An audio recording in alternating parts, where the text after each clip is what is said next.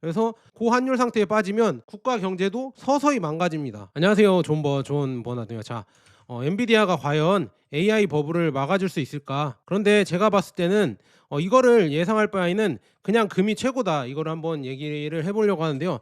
자, 그래서 지금 제가 요 근래 지금 예측한 대로 거의 쪽집게식으로 제가 여러분들 맞춰드렸잖아요.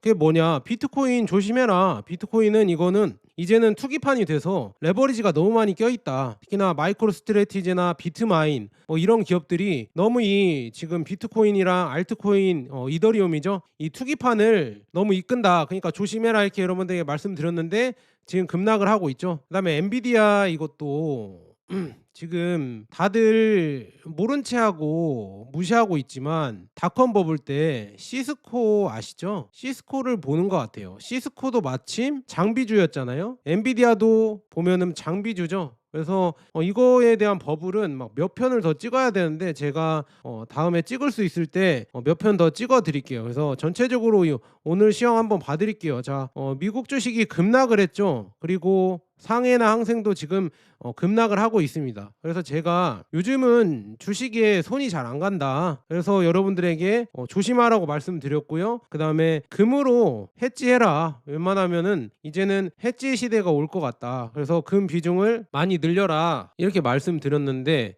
그렇게 지금 되고 있는 것 같습니다. 그래서 여러분들 조심하라고 제가 매번 경고 드린 게 이게 거의 잔소리가 아니라 이거는 조언이었다. 이렇게 말씀드리고 그래서 맵을 봐도 지금 마이크로소프트나 아마존, 엔비디아 다 급락을 했죠. 지금 뭐 여러 가지 AI 관련 주식들이 다 급락을 했습니다. 그래서 뭐 다시 또 AI 버블이 오냐 이렇게 얘기가 나오고 있고 그 다음에 지금 환율이 어제 저녁에 1476원 넘어갔죠. 그래서 1,500원이 이제는 코앞이다. 그래서 이게 조금 걱정인 게 뭐냐면요. 세 달 만에 5.15% 엄청난 상승을 했거든요. 그러니까 여러분들 세 달 만에 5%가 이 화폐 가격, 원화 가치가 떨어진 겁니다. 이거는 엄청난 거거든요. 그래서 진짜 조심해야겠다. 우리가 원화를 그냥 들고 있으면은요. 뭐 예금이 5%든 아니면은 뭐 1년에 뭐 5% 그다음에 6개월에 뭐 6% 7% 준다고 해도 여기 지금 다 떨어져 있죠.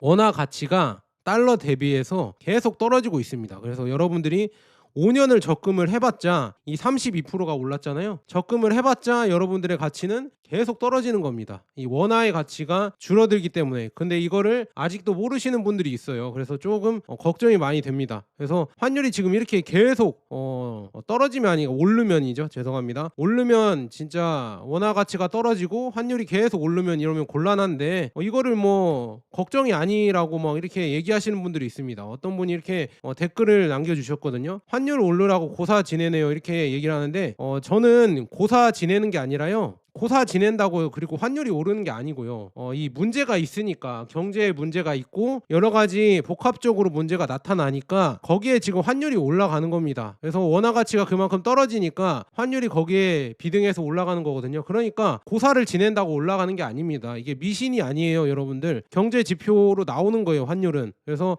이게 문제가 많다 이렇게 말씀드리고요. 제이크루님은 또 이렇게 좋은 댓글 남겨주셨습니다. 이렇게 좋은 댓글은 많이 남겨주세요. 자, 사람으로 치면 당뇨 걸린 환자의 혈당 수치가 떨어지지 않고 계속 오르는 상황. 여러분들 진짜 혈당 우리 관리 잘 하셔야죠. 나이 들면 나이 들수록 혈당 관리 잘 하셔야 됩니다. 그래서 고혈당 상태에 빠진 환자는 몸이 장기 혈관 이런 게 다 망가지죠, 몸에. 그래서 고환율 상태에 빠지면 국가 경제도 서서히 망가집니다. 그래서 어떤 유튜버는 뭐 당장 IMF 문제가 없다고 이게 문제가 없다 걱정할 거 없다 막 이렇게 얘기하는 유튜버도 있더라고요. 그런데 그런 유튜버가 막 40만 50만 구독자를 하니까 저는 지금 10만 정도는 여러분들이 구독해 주셔서 저를 만들어 주셔야 되지 않을까요? 그래서 좀 그렇다. 저도 이렇게 조금 스피커가 커지고 옳은 소리를 좀 더 많이 전달해 드리고 싶어요. 지금 IMF가 터지든 안 터지든 환율이 이렇게 올라가는 자체가 문제인데 그거 환율로 올라간다고 IMF 터지는 거 아니에요. 그거 공포 조장이에요. 이렇게 하는 유튜버도 있어서 참 그 사람 보면서 저 사람 진짜 코인도 강조를 하고 그다음에 IMF가 안 온다고 저러고 저 똑똑한 사람인데 왜 저럴까 저는 그러거든요. 그래서 진짜 좀 안타깝다 이렇게 말씀드리고 그리고 뭐 비트코인이랑 지금 이번 주에 보면 비트코인이 8.6% 하락을 했고요. 이더가 이더리움이죠. 8.89%. 그런데 지금 금은 0.62%로 그래도 잘 지켜주고 있죠. 그다음에 금과 은은 그래도 빠지지 않고 지켜주고 있고요. 그다음에 S&P 500은 1.93% 마이너스 됐습니다. 그래서 여러분들에게 지금 이런 어려운 장세에서는 해지를 해라. 그다음에 우리나라는 지금 환율이 많이 올라가니까 역시나 달러를 모으고 그다음에 금모으기 운동을 하자. 새로운 금모으기 운동. 그러니까 금모으기 운동이 뭐냐? 우리가 자체적으로 지금 금 현물을 모으자 해서 여러분들에게 금 모으자 이렇게 말씀드리잖아요. 금 모으기 운동을 하자. 왜냐? 여러분들의 자산은 여러분들이 지켜야 되니까. 그래서 은 모으기 운동도 지금 저는 하고 있습니다. 그래서 저는 이렇게 지금 돈이 좀 남을 때 이렇게 돈이 좀 남을 때가 아니라 이렇게 투자한 이런 자금이 있을 때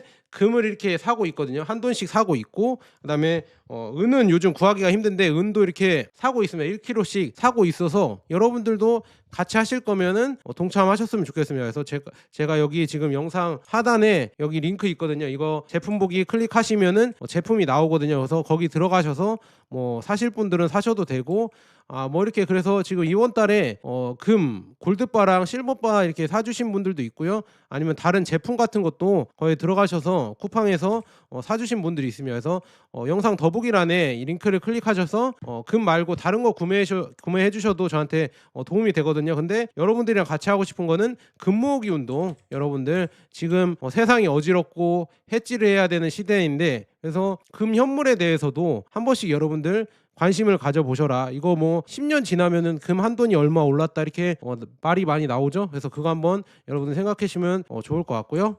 자, 비트코인 유튜버들이 비트코인은 그냥 모아가면 된다 이렇게 하고 있지만 지금 85,000달러까지 떨어졌습니다. 그래서 저는 그냥 비트코인이 나중에 가더라도 진짜 한 반토막 한 5만 달러까지 내려와서 그 다음에 갔으면 좋겠어요. 과연 그런 믿음들 비트코인 내려왔어요. 나중에 또 올라요. 그러니까 걱정하지 마세요. 이렇게 비트코인 하는 유튜버들이 그러잖아요. 그러니까 한번 반토막 나와보고 한번 올라갔으면 좋겠습니다. 과연 그 믿음이 진짜 계속 되는 건지. 그리고 너무 많아요. 비트코인의 가치에 대해서 저도 장담을 못 하거든요. 근데 여기에 따라서 유튜버들이 너무 많은 것 같습니다. 비트코인 그냥 모으시는 거예요. 어차피 예전에 많이 올랐잖아요. 그러면서 여기 나와 있잖아요. 예전에 미친 듯이 올랐으니까 지금도 오를 거예요. 비트코인 가치에 대해서는 물어보지 마세요. 그냥 가치 있는 거예요. 예전에 이렇게 많이 올랐으니까 올라가는 거예요. 그런데 지금 보면 여기 나와 있죠. 7%, 그다음에 한 주에 9.35%, 한 달에 20%, 그다음에 세 달에 23%, 여섯 달에 21%, 그다음에 1년에 12% 이렇게 빠지고 있습니다. 하지만 비트코인 지금 빠지고 있지만 과거에 많이 올랐으니까 계속 올라갈 거예요. 비트코인은 원래 빠졌다가도 올라가요. 이렇게 하고 있지만 과연 그런 믿음을 갖고 있는 사람이 몇이나 될까? 직접 진짜 빠져봐야 아마도 그 믿음을 가진 사람만 살아남고 아마 웬만한 사람들은 다 떠나지 않을까. 저는 비트코인 투자하라고 하면 차라리 금을 사는 게 낫지 않을까. 이더리움도 지금 빠지고 있죠. 2800선도 이렇게 깨져버렸죠. 그래서 2800달러도 깨져버렸다. 과거에 많이 올랐으니까 이더리움도 많이 오를 것이다 이렇게 얘기를 하고 있지만 저는 못 믿겠어요. 세 달 사이에 33%나 이렇게 빠졌는데 이 자산을 과연 믿을 수가 있을까. 그래서 지금 보면 마이크로 스트레티지가 JP 모건이 25년 11월 달에 지금 경고를 했거든요.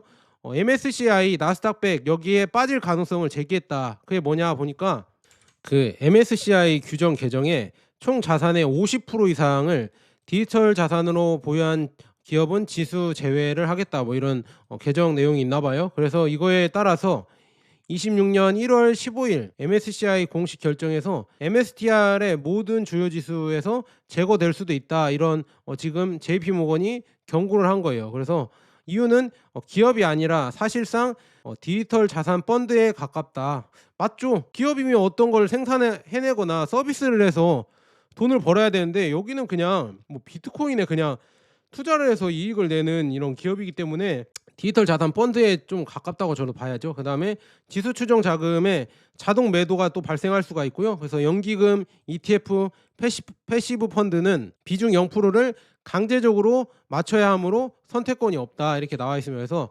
사건의 배경을 보자면요. MSTR의 구조적 특징이 뭐냐?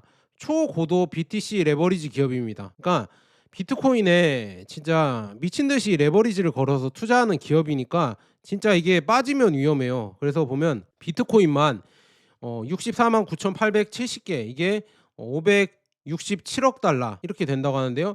그래서 자산의 77%가 비트코인이고요. 실질적으로 비트코인 펀드와 유사한 기업이다. 그동안 성장 모델 이게 뭐냐? 이거죠. 주식을 발행하고요. 그 주식으로 비트코인 매수하고요. 비트코인 상승하려면요. 시가총액 프리미엄을 생성을 해서 프리미엄을 다시 담보로 추가 자금을 조달하고 또 비트코인을 매입하고 이런 순서로 이런 반사순환으로 계속 가는 구조입니다. 이게 여러분들 이게 맞다고 보세요? 여러분들? 아니죠. 이렇게 돌고 도는 게 이게 맞는 거예요. 이게 버블이죠, 여러분들. 어떠한 가치도 없이 주식을 발행하고 비트코인을 매수하고 비트코인 상승하면 그 프리미엄으로 또 그걸 담보로 받아서 또 투자하고 이게 바로 실체 없는 투자이지 않을까 저는 그렇게 보고 있으면 근데 이거에 뭐 2배 레버리지나 아니면은 그냥 MSTR 마이크로 스트래티지를 투자하라고 이렇게 하는 사람도 있는데 참 이거 너무 위험한 투자 전략입니다. 물론 돈을 벌면은 뭐 할 말이 없겠지만 지금 빠지니까 문제가 되고 있는 거죠. 문제 발생의 출발점을 보면요. 암호화폐 시장이 급락을 했고요. BTC 비트코인이 30% 하락을 했고 암호화폐 시총 1조 달러가 증발을 했습니다. 그래서 MSTR 시총 프리미엄이 붕괴됐고요. 그 다음에 비트코인 보유고 가치는 1.11배 축소가 됐다. 이렇게까지 축소가 돼서 이제 청산 위험이 계속 커지고 있거든요. 만약에 지수에서 제외가 된다고 하면요 시장 충격이 있을 것이다 이렇게 예상하고 있거든요. 그래서 강제 매도 폭탄이 발생할 것이다. 그래서 90억 달러 규모의 강제 매도, 그러니까 공매도, 패시금 매도, 그다음에 연기금 매도가 72시간 동안 알고리즘 방식으로 자동 청산이 될 것이다 이렇게 예상을 하고 있고 프리미엄이 완전 붕괴될 것이다. 그래서 과거에 비트코인 대비 2에서 3배, 2배에서 3배 프리미엄이 이렇게 붕괴가 될 것이고 지수 제외 후에 1.11배 이 NAV 수준으로 갈 것이다. 그래서 기업의 주가 그다음에 자산 괴리 프리미엄이 사실상 소멸이 되고요. 그다음에 월가의 평가 변화, 그러니까 MSTR은 더 이상 주식이 아니다, 이제 펀드다 이렇게 해서 지금 뭐 S&P 500, 러셀, 나스닥100 같은 지수에 편입될 수 없음 뭐 이렇게 지금 펀드는 그렇게 되어 있거든요. 그래서 지금 스트래티지가 진짜 위험이 커지고 있다 이렇게 말씀드립니다. 이런 마이크로 스트레치지 이런 비트코인 투자의 이 방식이 예전에는 성공을 했는데 그때 성공했을 때도 비트코인 가격이 올라서 성공한 거지 이건 엄청 위험한 성공 모델입니다. 자, 한번 보세요. 자, 아까 말씀드렸다시피 주식을 발행을 하고요. 그 다음에 비트코인을 매수합니다. 그 주식 한 걸로. 그 다음에 비트코인 가격이 상승을 하면요 주가에 프리미엄이 붙어요. 그러면은 그 프리미엄으로 다시 자금을 조달해서 또 비트코인을 매수하고 또 비트코인이 오르면은요 주가 프리미엄이 붙고요 그 자금으로 또 이제 비트코인을 매수하고 이 방식으로 계속 가는데요. 떨어지면 어떻게 되죠? 계단식으로 계속 청산 당하면서 떨어지겠죠. 그러니까 위험한 거예요. 무슨 말인지 아시겠죠? 그래서 지금이 완전 고장난 이유는 프리미엄이 없다. 그 다음에 주식을 발행해도 추가 매입 자금이 안 모인다. 그러니까 추가로 이 자금이 떨어지니까 비트코인을 매입을 해야 되는데 추가 자금이 안 모이고 오히려 빌린 돈을 갚으라고 계속 나오고 있고요. 지수 제외로 이제는 기관 수요도 붕괴될 수도 있고 그 다음에 우선주 발행 비용이 폭등하고 있습니다. 이렇게 지금 되면서 점점 더 이제 마이크로 스트래티지가 부담을 갖고 있다. 그래서 혹시나 모르겠습니다. 이게 파산을 할지는 모르겠지만 워낙 고래니까 파산을 안 할 수도 있는데 그 밑에 기업들도 많잖아요. 이런 비트코인이나 이더리움을 모아서 이렇게 투자하는 기업들이 많은데 아마도 이 가격이 계속 떨어지면은요 청산이 나올 수도 있지 않을까 그렇게 보고 있습니다. 그래서 JP 모건도 과거 구조는 더 이상 유효하지 않다 이렇게 얘기를 나오고 있고요. 마이클 세일러 MSTR의 마이클 세일러도 그거밖에 없어요. 할 줄 아는 게 그냥 비트코인 파이팅 이거밖에 없습니다. 따로 할 수 있는 게 뭐가 있습니까? 비트코인이 올라야 자기 기업이 잘 되기 때문에 떨어지면 답이 없다는 얘기예요. 그러니까 이게 문제입니다. 여러분들 투자하실 때도 떨어지는데 답이 없으면은 그거는 진짜 문제다. 버티지도 못해요. 중요한 거는요. 비트코인이 빠졌으면은요. 버티면 되는데요. 버텨서 올라갈 때까지 존버한다는 존버 정신이 있잖아요. 근데 그것도 안 됩니다. 왜냐? 레버리지가 너무 많이 껴있기 때문에 그게 팔리니까 비트코인이 이게 오를 수가 없다. 이렇게 말씀드리고요. 자, 요약을 해드리자면 비트코인 65만 개 갖고 있어도 이제는 의미가 달라졌다. 시장은 이제 비트코인 보유량보다 기업으로서 이제 신뢰, 그 다음에 지수 편입 이런 여부, 그 다음에 유동성 이런 걸 더 중시하고요. 비트코인 내러티브 이런 뭐 비트코인은 계속 오를 거예요. 가치 있어요. 막 그렇게 유튜브 하는 것처럼 그렇게 계속 이런 걸로만 기업 가치를 방어하는 시대는 이제 종료가 됐어요. 비트코인에 대해서 이제 의심도 많이 됐고요. 이제 점점 비트코인을 제대로 보려고 하는 사람들이 많아지고 있다. 그리고 존 버나드는 비트코인 말고 금이 낫지 않냐 이렇게 계속 여러분들을 깨우쳐 주고 있잖아요. 그래서 그런 여러 가지 때문에 비트코인의 이제 신뢰가 점점 무너지고 있고, 그 신뢰가 무너지는 것 때문에 MSTR이 지금 무너지려고 하고 있다 이렇게 말씀드리고요. 그다음에 톰리도 지금 비트마인의 뭐 대표이사죠. 예. 그래서 지금 보면 35억 달러 규모의 이더리움 손실을 기록 중이라고 합니다. 이렇게 지금 대표적인 두 고래가 당하고 있어요. 그래서 이거를 잘 보시고, 야 이거 이렇게 믿기도 힘든데 이런 비트코인과 이더리움을 모아 가야 되나 이렇게 잘 생각해 보세요. 그런데 뭐 앞으로 존버를 하면은 수익이 좋으면은 저도 할 말이 없겠지만, 과연 수익이 이제 앞으로 더 좋아질까요? 뭐 이게 10배, 20배 갈 수 있을까? 여러분들이 그렇게 고생을 하는데 저는 아니라고 봅니다. 차라리 지금 은이 오히려 몇 배씩 가지 않을까. 저는 그래서 요즘 보면 은을 이렇게 모으고 있으면은 부자가 된다는 이런 짤도 많이 이렇게 돌아다니거든요. 그래서 금과 은이 오히려 더 많이, 특히나 실버, 은이 엄청나게 많이 오르지 않을까 이렇게 예상이 나오고 있다 이렇게 말씀드리고요. 그리고 연준의 리사쿡 이사가 또 이런 얘기했죠. 헤지펀드 차익이 급증하고 있고 국채 시장이 불안하면서 지금 자산 시장이 버블이다 이렇게 하면서 또 이렇게 한번 재를 뿌렸어요. 그래서 이것 때문에 시장이 하락했다 이런 얘기도 나오고 있거든요. 여기 나와 있죠. 30조 달러의 국채 시장을 스트레스가 더 취약하게 만든다고 지금 하고 있다. 그러니까 국채 현 선물, 이 차익 거래, 베이시스 트레이드가 지금 이렇게 취약하게 만든다. 평상시엔 유동성, 효율성 향상 효과가 있으나 스트레스 상황에는 지금 포지션 일제 청산, 그 다음에 시장 기능을 위협하는 구조라고 리사쿡이 이렇게 지적을 했다고 하면서 헤지펀드의 레버리지 확대와 시장의 지배. 그래서 이게 뭐가 문제가 되냐면, 이 연준 연구에 지금 보면 케이맨 제도 기반의 헤지펀드들이 22년에서 24년에 발행된 미국 국채를 다른 해외 민간 보유자 전체보다 더 많이 매입을 했다고 합니다. 그래서 여기도 지금 이 국채 시장도 한마디로 말하면 레버리지가 또 많이 꼈다. 헤지펀드들이 들어가면서 또 이렇게 장난질을 하려고 하고 있다. 그래서 베이시스 트레이드가 위험한 이유에 대해서 뭐 이렇게 구조적으로 얘기했는데요. 그러니까 이거 어려우니까 그냥 쉽게 말하면 국채 현물을 매수하고 선물을 매도하는 거예요. 그래서 현 선물차를 해서 이거를, 얘네들은 작은 이런 미세한 차인데요.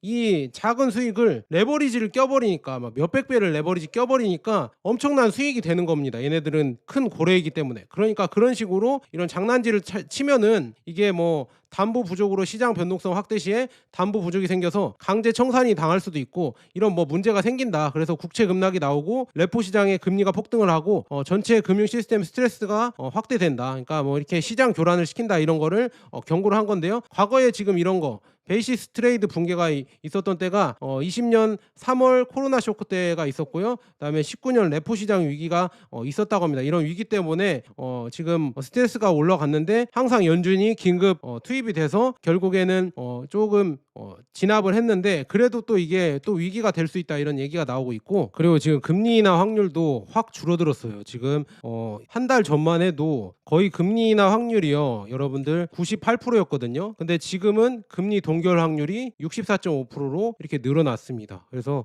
금리를 동결하는 거 아닌가 이런 우려가 있는데, 이거 동결하면 더 크게 이런 뭐라고 해야죠? 변동성이 커질 텐데, 그리고 트럼프가 어떻게든 이제 금리를 인하시키려고 지금 막 이런 거 뭐라고 해야죠? 고용지표도 일부러, 이거 제가 봤을 때는 트럼프가 셧다운을 빌미로 고용지표도 안 내고 있는 거거든요. 근데 이런 고용지표를 안 낸다고 연준 지금 파월을 위시로 한 연준 세력들이 이렇게 고용지표가 안 나오고 이런 여러 가지 지금 보고서가 안 나오면, 지표가 안 나오면 우리는 금리 인하를 할 수가 없다, 이런 식으로 조금 시위를 하는데, 트럼프랑 파월파에 이런 엄청난 이런 힘싸움이 있다. 지금 그런 자존심 싸움, 기싸움이 있는데요. 그래도 금리 인하를 해야 되지 않을까. 트럼프가 원하는 대로 금리 인하 쪽으로 가려고 계속 트럼프가 이 고용 보고서나 이런 거를 일부러 안 내놓으면서, 아마 제가 봤을 때는 이 고용 보고서가 좋지 않기 때문에 이걸 공개를 안 한 것 같습니다. 그래서 이런 거를 계속 깜깜이로 해놓고 12월까지 지금 금리 결정까지 갈 것 같다, 이렇게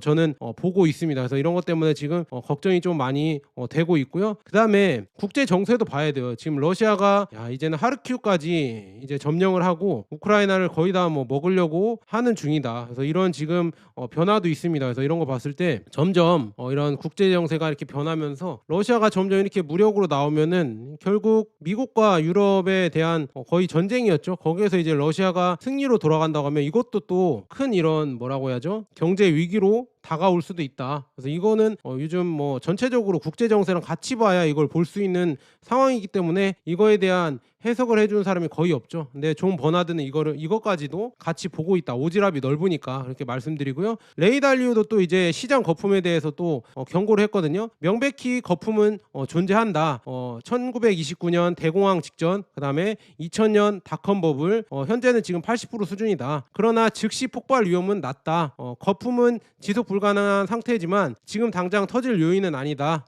그래서 거품 붕괴의 주된 트리거는 긴축적 통화 정책이었는데 지금은 돈을 계속 풀고 있기 때문에 지금은 터지지 않을 것 같다 당장은. 그런데 레이 달리오가 어떤 조언을 했냐면 결국에는 터지지 않더라도 거품 붕괴에는 현금 수요가 급증할 때 이게 발생을 하거든요. 그래서 만약에 터지지 않아도 장기 기대 수익률은 하락 가능성이 있다. 그래서 S&P 500의 수익률이 예전보다는 못 미칠 정도로 뭐 2에서 마이너스 2%에서 2%이 정도밖에 안 될 것 같다. 향후 10년은. 그래서 저는 존 버나드는 금으로 점점 모아가야 되는 거 아니냐 이렇게 얘기가 계속 여러분들에게 하는 거고요. 레이 달리오도 금을 모아가야 된다 이런 얘기를 하고 있습니다. 금을 레이 달리오는 한 10% 이상 15% 이렇게 강조를 했거든요. 그래서 레이 달리오가 이렇게 얘기하는 걸 여러분들 한번 기울여서 한번 들어보시고요. 그다음에 엔비디아 또 얘기를 해드려야죠. 엔비디아가 지금 회계연도 3분기에 뭐 데이터 센터 매출이 512억 엄청나게 급증을 했죠. 근데 전체 매출의 거의 90% 가까이 이렇게 데이터 센터 매출이 이렇게 급증을 했다. 그리고 게임 부분에서 원래 엔비디아가 여러분들 게임 그래픽 카드 만드는 회사였는데 운이 좋게 이 AI와 연관이 되어 있어서 데이터 센터에 들어가면서 엄청난 상승을 한 거거든요. 그래서 게임 부분은 43억 달러다. 7.5%밖에 안 된다. 2년 동안 데이터 센터 매출은 253% 급증하여 게임 부분 49% 성장을 크게 앞지르며 엔비디아가 데이터 센터 강자로 거듭나는 모습을 보여줬다. 근데 중요한 거는 이거 다음에 자세하게 해야 되는데 닷컴 버블에 지금 계속 오버랩이 된다는 게 무서운 거죠. 이 시스코 시스템즈가 그랬었잖아요. 닷컴 버블 때 결국에는 장비를 파는 광산 그 있잖아요. 골드러시 때 청바지를 파는 회사가 시스코 시스템즈였는데 엔비디아가 지금 AI 골드러시에서 지금 보면 청바지를 파는 이런 장비 회사잖아요. 그래서 조금 걱정이 많이 된다. 이 데이터 센터의 매출이 너무 기하급수적으로 올라가니까 이게 어느 정도까지 계속될 것인가. 그리고 데이터 센터를 이렇게 미친 듯이 지어 놓으면은 과연 돌릴 수가 있고 수익을 낼 수가 있을까? 그것도 의구심이 계속 되고 있고, 그다음에 해외 이런 투자자들은 또 이렇게 욕을 하고 있어요. 서클 저크 계속됩니다.